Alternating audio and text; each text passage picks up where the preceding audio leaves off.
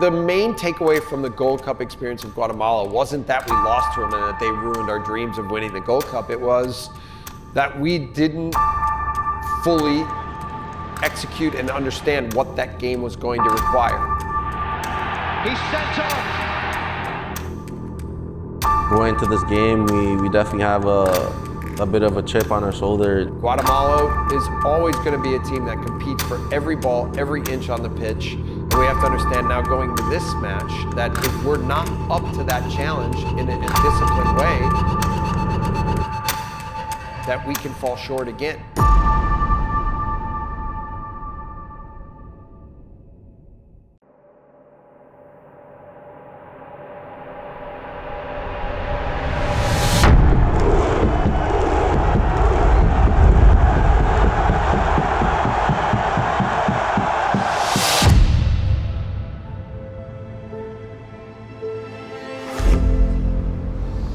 Yeah, the idea behind this camp was, especially in this World Cup year, is to give some of our players who are earmarked or on the bubble or around the squad the opportunity to have a good jump start to their calendar year, to their 6-month lead-in to the World Cup, and then also to use it as a development camp for players that haven't been in before, or haven't been with the national team or learning what we're doing. So it's a blend, but I think it's been very successful, and the function of the camp has been exactly what we need. Straight away we'll care. I know we're in Southern California, but we fucking are always ready to go. Make sure we're ready from the start of training here. Kamal, Joel, Maddie, Oso, push fucking training today. Come on, with Pierre. I think Jesse has really challenged this group now to reach a new level. I think, he's challenged us to really, become a more mature team, I think, and a team that really believes in itself, but also carries a confidence and I wouldn't say an arrogance, but a confidence, I'll call it. I think that's what the country needed, and I think that's what a lot of us players needed, especially since Jesse took over. That's one of the first things he said, is that he wants every single player to be their absolute best, no biases. He's gonna push everyone to be the best they can be day to day at their club. So when we come into Canada, it makes us even a stronger group, and I think that's exactly what has happened. We're brothers, we get very mad at each other, we fight, call each other's names, but we know at the end of the day, once that whistle blows, we're all working toward the common good, and we use it just to push each other. It's a really friendly competition and a healthy competition that the country needs, and it's gonna allow us to put our best brand of football out there come this summer. There's so many guys that can play in so many different spots. Ultimately, he's gonna have to pick an 11. We all know that, but I think guys have made great cases for themselves. I think the level in training's been, incredible. Guys are getting after, guys are pushing. So yeah, it's gonna make his job hard, but I think good, having different options that still all plug into the proper places and make sense and are more than willing to do the job and able to do the job. I think those are all positive things for him. But yeah, I think this is definitely the most competition since I've been in the national team that we've had. And I think a lot of what we do and say is we want to become a footballing country. We want to be a nation that people fear and all the things. And I think those are signs of you building a good culture, a good team, and becoming ultra competitive, especially in international football. I think that's important. The competition intensity in the squad has grown, but more importantly, I think the clarity and the development of each player within the squad has grown. And that's what is going to be most important, is the drive that each player has to be at his best and understand exactly what's important for our team, so that whatever 26 players we bring, they will be the right 26, and that as a nation, we give ourselves the best chance to be successful. So in the end, it's a team sport, and the unity of us and the movement that we're creating internally is what's going to determine our success, and every single guy is committed to that. Good, you have a few power skips. And we pick it up.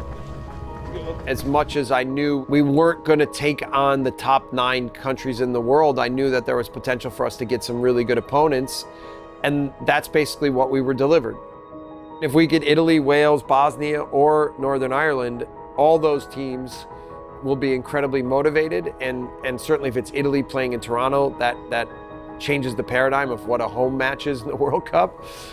Qatar is a team that is an establishing football nation, but one that I think also learned from their last World Cup, so is a bit of a version of who we are, although I think we're ahead of them on the overall development scale.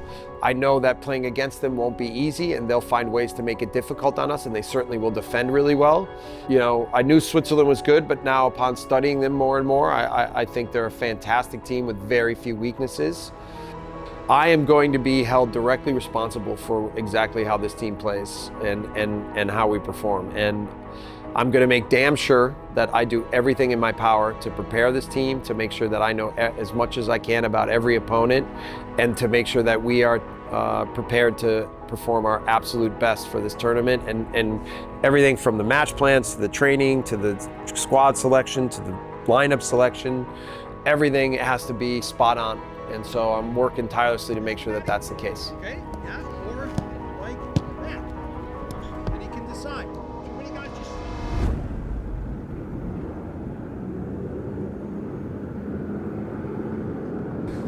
The themes for the camp are integration of new players, continued establishment of some of the more experienced players, and then the idea that we can make sure that we look like us, that we play like us.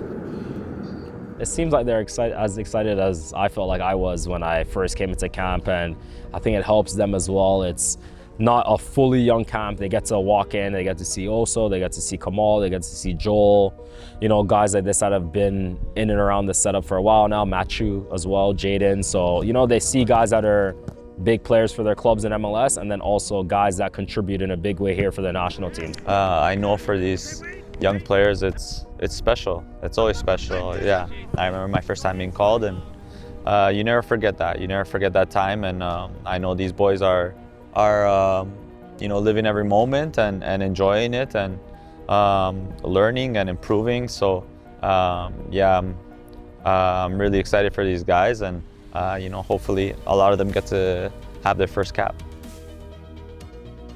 Noah's been great. Obviously, I've only known him for about 4 or 5 days, but he has all the right tools to get to that next level. My whole goal is just to play at the highest level that I can be, and obviously Joel has been able to do that with his career. He's had a great career, so even in this camp, you know, I've been trying to learn from him the little things that he does, the leadership, the attention to detail and everything.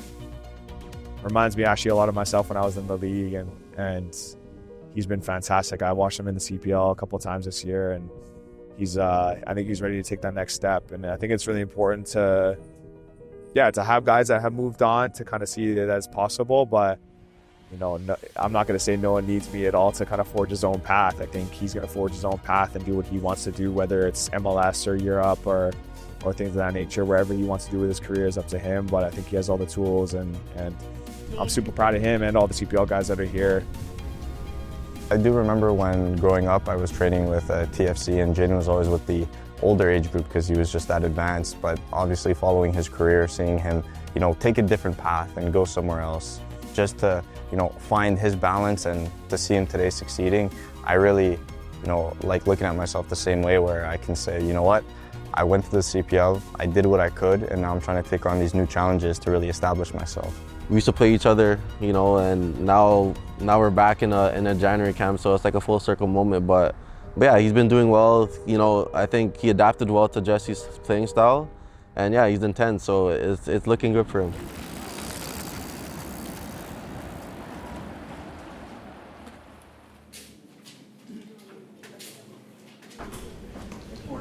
What's up, guys? How we doing? As part of our road to 2026, as John said, we want to share that Canada Soccer's men's national team will return to Edmonton for an international friendly on June 1st of this year. Yeah, it's gonna feel crazy stepping back foot there. You know, it was a city that most of us have never even been to before, and to go there at that point of our lives in such a critical moment. Honestly, I think at the time and still even now we speak about it, and we felt a lot of love I remember debating with some guys before the game, like, they're like, oh, you know how many tickets were sold? 50-something thousand. I'm like, it's not gonna, come on. Like, you know how cold it is gonna be tomorrow? There's not gonna be 50,000 people here. Like, no way. It was really just an all-around Canadian heritage moment, and will forever hold a special place in my heart, because it wasn't just us on the field. Like, we really did that as a nation, and that was a major push to us finishing first and achieving our goals of qualifying for Qatar. Your support while we were there was amazing. We still speak about it till this day with all the other environments that we've been in. That was a very enjoyable trip, and yeah, we can't wait to see you guys.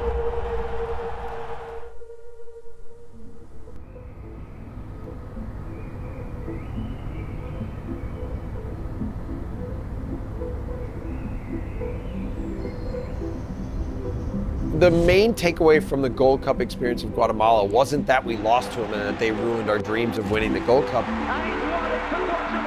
It was that we didn't fully execute and understand what that game was going to require. Going into this game, we definitely have a bit of a chip on our shoulder, you know, especially how we got eliminated in the Gold Cup. We're excited for the game, and yeah, we just want to show and put a better foot forward for this match for sure. Guatemala is always going to be a team that competes for every ball, every inch on the pitch, and we have to understand now going into this match that if we're not up to that challenge in a disciplined way, that we can fall short again. So we need to make sure that we're clear on that. Good. Here's our lineup. Richie, you're going to be the captain. First of all, I think Richie's had an incredible year. 2025 was really good for him. He's stayed healthy, knock on wood, which has been a really good thing.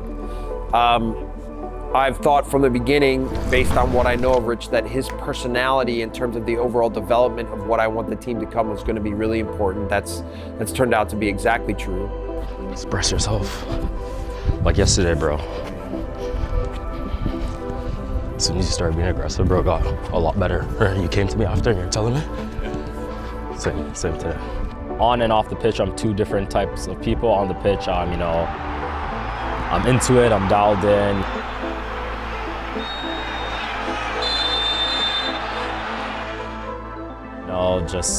I'm ultra competitive. I want to win. I want to do whatever it takes to win a game. That's the way I am on the field and help my team. I don't want to let teammates down, so I do whatever I feel like I can to help my teammates as they are doing as well for the team. So that's how I am on the field. And then off the field, I would say I'm probably the complete opposite. You know, I'm laid back. I'm kind of structured with the way I do things. My day-to-day life is structured, but still a very laid back guy. I'm not yelling at anyone off the field.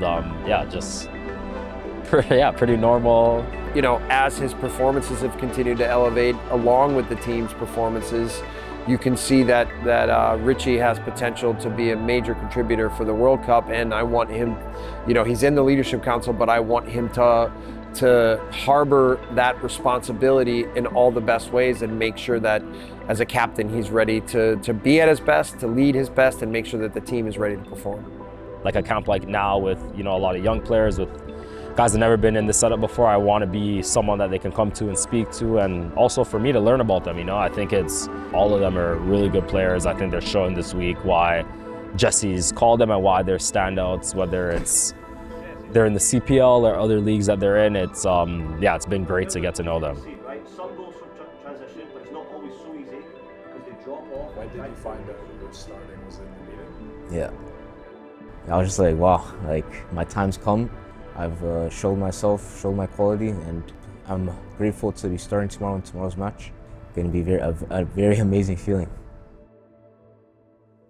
Shola, from the first time that I met him and started working with him, and then watching him with the 17s over the past year and a half, like I think Shola understands what the demands are, and I think Shola understands what the concepts and principles are behind how we play, and he's able to meet those demands, and he knows how important it is to set the standard every day by making sure that the intensity levels are the first thing that he's focusing on. So for being 17, I still think the clarity he has for what we want, what I want, is really good. And so it was a pretty easy decision to start him in this game, and I expect him to play well. We need to make sure that our mentality, that our personality, that our character, that we show no matter who's wearing the Canadian national team crest, that we commit to exactly what that means, okay? So all the guys that this could be their first cap, be ready, okay? Be ready to be Canada, be ready to be us, be ready to be aggressive, be ready to have personality. Let's go after the game tomorrow. All right, let's go. Come on.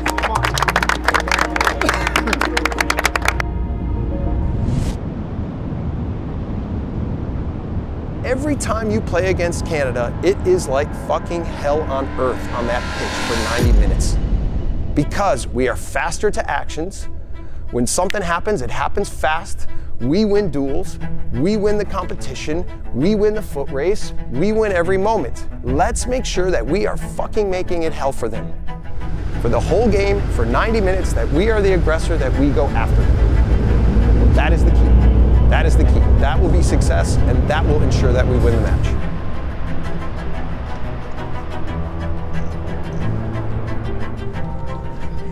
Tonight, it's a rematch of the Gold Cup quarterfinal where Guatemala eliminated Canada in penalties. The Canadians will look to flip the script in a game that will feature World Cup bubble players and the future of the team.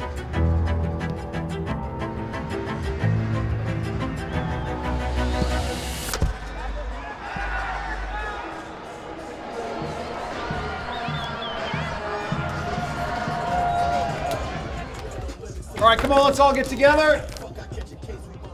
For the new guys getting their first chance, play with confidence. You're here because you deserve it. The coach picked you because you deserve it, and the guys around you think you deserve it. And so the guys that have been here, we go, we set the tone, and we show these guys how it's done, and we help them, and we put on a good performance today. Canada, welcome. This is BMO Stadium in Los Angeles, California. As the calendar flipped just a few short weeks ago, we officially entered a World Cup year. An opportunity for Jesse Marsh to test his younger boys, and perhaps for some players to make a case that they ought to be in consideration. They have to win the battles if they're gonna come to fight, huh? Yeah. Guys, it's all about the fucking battles, like Oso said. We're there for each other. When your brother gets beat, you're right there to follow up because you know he's gonna be there for you. Run your fucking ass off. There's guys hungry on the bench. We don't need 90. Don't save shit. Leave it all out there, and this is our fucking game. Watch these guys. Our house.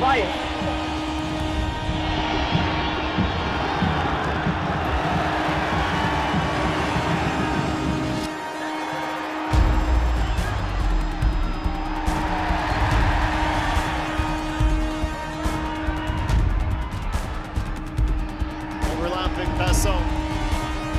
Makes the cross on first time. Gino screaming into the box. Nelson glides by his man. Edge of the box, Jaden Nelson. I like Jaden. I think he has a lot of potential. He's the type of player where I think he's on the verge of having it click.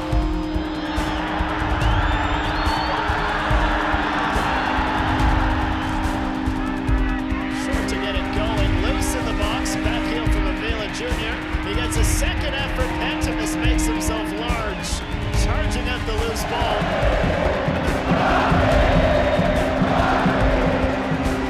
So Alfred Delaney takes it.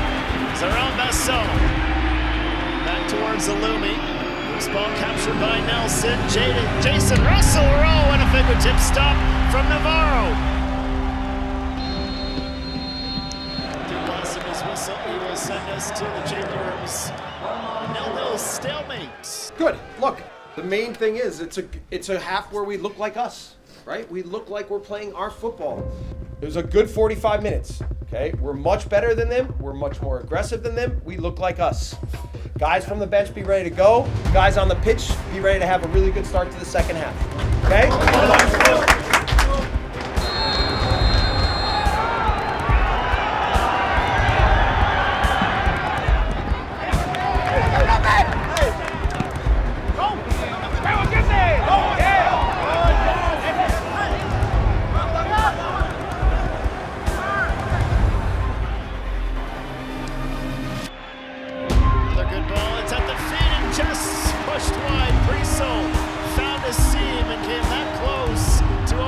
scoring. And it looks like no substitution for Canada will happen.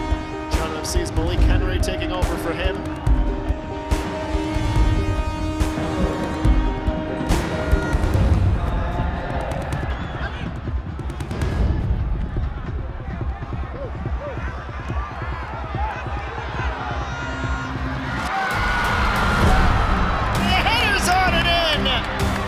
Excellent run from Jason Russell-Rowe.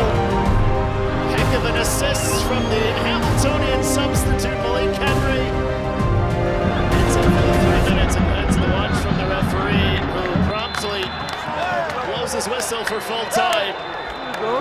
Congrats to all the guys. It's your first cap, okay? All of you guys, congratulations. That was the fucking Canadian national team, man. Aggressive, organized, disciplined, sharper and better in almost every moment, right? You made me really proud, you made us really proud. Well done, man. Well done. Let's go. Yes. So, what I've been dreaming for, what I've been dreaming of this whole time, for me, I feel like it's been years coming, and I'm just happy to get out the way now. Yeah, look, it was a really good week in general. And then you always have a test at the end, and that's the match. And in the match, you want the team to take all the lessons of the week and put them together in a complete performance. What we wanted to achieve from this camp was to give our established guys a chance to get themselves fit and ready for a really important 6 months. To continue to push the themes that I think are important for those players, and to also force them to in a little bit bigger leadership roles, and to integrate new players in a way where they understand who we are, what we do, how we do it, and then see if they can meet the standards that we want. And in general, I think that we got a lot of answers. We achieved a lot of our goals. This has definitely helped us take a good first step in 2026 for what we know will be a big year and a big summer.